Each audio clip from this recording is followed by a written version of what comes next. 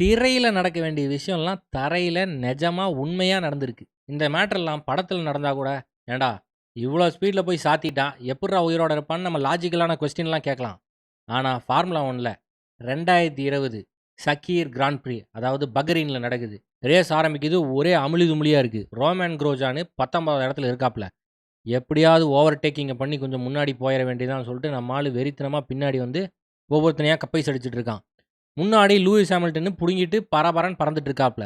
Long ஷாட்ல காட்டிட்டு இருக்கானுங்க. திடீர்னு பார்த்தா பின்னாடி ஒரு இடத்துல கொழுந்து விட்டு எரியுது. ஒரு ஹேஸ் காரு நேரா கொண்டு போய் பேரிகேட்ல சொருகிட்டான். ரோமன் குரோஜானு எப்படியாவது முன்னாடி ஓவர்டேக் போடணுங்கிற காரணத்தினால சும்மா வளைஞ்சு வளைஞ்சு போலான்னு சொல்லிட்டு சும்மா ரைட்ல திருப்புனாப்ல. என்ன பிரச்சனை ஆயி போச்சுன்னா, பின்னாடி வந்துட்டு இருந்த டேனி கிவியாட் மேல பட்டு காரு கண்ட்ரோல் இல்லாம நேரா போய் ஸ்டீல் பேரிகேட்ல சொருகிருச்சு. ரைட்டு. ஒரு சிமான்செல்லிய பார்த்தாச்சு, ஒரு பியாங்கிய பார்த்தாச்சு.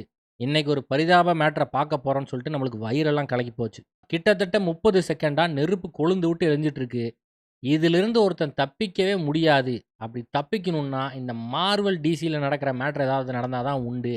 அப்படின்னு நினைக்கும்போது தான் தலைவன் சூப்பர்மேன் மாரி நெருப்புலேருந்து எட்டி குதிச்சு வந்தான். இத பார்த்ததுக்கு அப்புறம் தான் ஒரு மன நிம்மதியே ஏற்பட்டது. இன்னைக்கு ரோமன் குரோஜானு உயிரோட நடமாடிட்டு இருக்காப்ல அப்படின்னா, அதுக்கு ஒரே காரணம் ஹேலோ தான். ஹேலோ மட்டும் இல்லன்னா, இந்நேரத்துக்கு அந்த என்டையர் காரு டிஸின்டிகிரேட் ஆயிருக்கும். சுக்கு சுக்கா நொறுங்கியிருக்கும்.